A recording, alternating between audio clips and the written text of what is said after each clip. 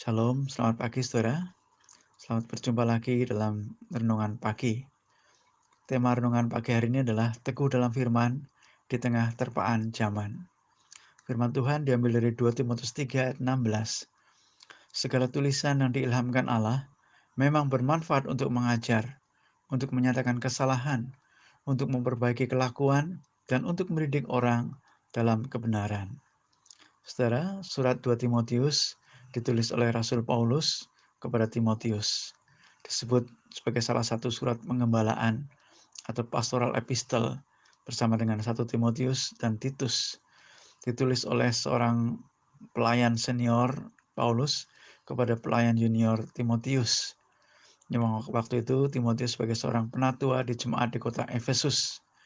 Ia memberikan satu dorongan, memberikan satu nasihat, memberikan satu pengembalaan dari seorang gembala senior, pelayan senior, kepada pelayan yang junior. Nah, ada banyak tantangan pada jemaat mula-mula saat itu. Tantangan yang pertama adalah tantangan eksternal, yaitu adanya penganiayaan. Aniaya oleh orang-orang Yahudi yang merasa iri, yang merasa marah karena melihat perkembangan kekristenan. Mereka menganiaya jemaat. Bahkan Rasul Paulus sebelum bertobat adalah juga seorang Yahudi yang ikut ambil bagian dalam penganiayaan jemaat.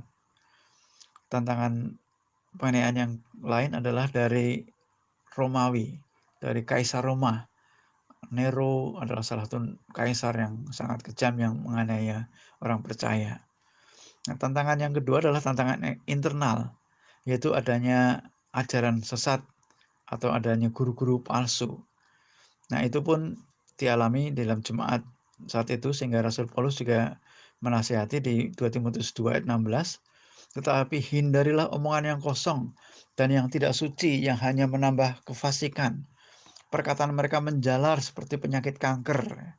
Di antara mereka termasuk Himenius dan Philetus, yang telah menyimpang dari kebenaran dengan mengajarkan bahwa kebangkitan kita telah berlangsung, dan dengan demikian merusak iman sebagian orang. Nah, jadi saat itu sudah ada ajaran sesat yang berupa omongan yang kosong, yang tidak suci, yang menambah kefasikan dan mengajarkan hal-hal yang tidak benar. Dan ternyata perkataan itu juga menjalar seperti penyakit kanker atau seperti gangren ya. Kalau zaman sekarang viral, begitu cepat mempengaruhi jemaat, dan itu dikatakan merusak sebagian orang.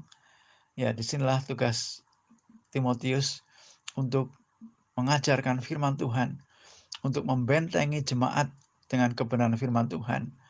Yaitu di sini dikatakan segala tulisan yang diilhamkan Allah. Ini adalah firman Tuhan ya. Tulisan yang diilhamkan oleh Roh Kudus. Firman Tuhan ini bermanfaat untuk mengajar, memberikan instruksi, untuk menyatakan kesalahan, untuk mengkoreksi, untuk memperbaiki kelakuan, untuk mendidik orang dalam kebenaran, untuk menghadapi ajaran-ajaran yang tidak benar, yang sesat. Dan supaya jemaat terus bertumbuh dalam kebenaran, mereka harus teguh dalam firman Tuhan. Dan adalah menjadi tugas dari Timotius sebagai pelayan Tuhan untuk tidak jemu-jemunya, untuk senantiasa mengajarkan firman Tuhan.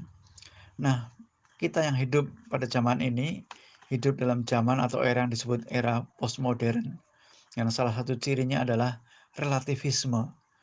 Kebenaran dalam era ini dianggap sebagai tidak mutlak, tidak absolut, relatif. Kebenaran itu transaksional, bisa ditawar. Pertanyaannya bukan lagi apa yang benar, tapi bagaimana baiknya. Ya, sehingga orang menjadi ragu-ragu dengan kebenaran. Ya, ini berbahaya sekali. Nah, berkaitan dengan zaman ini juga dikenal dengan zaman yang sangat maju dalam teknologi, informasi, internet, komputer, sehingga disebut dengan juga era digital. Ya, dengan salah satunya kita ada banjir informasi, information overload, yang ditandai dengan produksi data informasi dengan 5V. V yang pertama volume. Informasi ini begitu banyak secara volume, luar biasa informasi kita dapatkan. Kalau dulu kita mungkin hanya lewat TV, lewat koran, lewat radio, tetapi sekarang lewat YouTube, lewat internet Google dan seterusnya, informasi begitu melimpah. Dan yang kedua, velocity, kecepatan. Informasi itu bisa kita dapatkan dengan cepat sekali. Kemudian variety, begitu bervariasi, segala jenis informasi ada. Kemudian value, ada banyak nilai-nilai yang dibawa dalam informasi itu, dari nilai yang baik sampai nilai yang tidak baik. Dan yang berikutnya adalah veracity, yaitu akurasi. Tidak semua yang kita dapatkan informasi dari internet itu akurat atau benar. Bahkan kita sekarang mengenal satu istilah yang begitu populer, yaitu hoax, berita bohong, berita palsu, bahkan ada yang dikatakan sebagai post-truth. Ya, suatu kebohongan yang diulang-ulang terus-menerus akan menjadi seolah-olah menjadi satu kebenaran. Dan inilah tantangan di zaman ini. Sebagaimana pada zaman gereja mula-mula, sudah ada ajaran yang begitu cepat menjalar seperti kanker. Demikian juga ketika ada ajaran-ajaran pada zaman ini yang tidak benar juga begitu cepat, dan ini menjadi bahaya tersendiri buat jemaat, buat iman kita sebagai anak-anak Tuhan, anak-anak kita, saudara-saudara kita. Oleh karena itu kita perlu kembali kepada firman Tuhan, karena firman Tuhan inilah yang kebenaran yang mutlak, yang bermanfaat untuk mengajar, untuk menyatakan kesalahan, untuk memperbaiki kelakuan, dan untuk mendidik orang dalam kebenaran. Sehingga dengan firman Tuhan ini, kita memiliki patokan, kita memiliki filter, kita memiliki standar untuk membedakan mana yang benar dan mana yang tidak, mana yang benar dan mana yang palsu, mana yang membangun dan mana yang menjerumuskan. Anak-anak kita, saudara kita, jemaat kita, orang-orang yang kita layani, dan kita sendiri perlu senantiasa teguh dalam firman di tengah terpaan zaman ini, supaya kita tetap menjadi jemaat, tetap menjadi umat Tuhan yang terus bertumbuh, sekalipun ada berbagai macam tantangan dari sekitar kita, dari banjirnya informasi ini, tetapi kita punya pegangan yang pasti, yaitu firman Tuhan. Selamat beraktivitas, selamat melayani, selamat beribadah.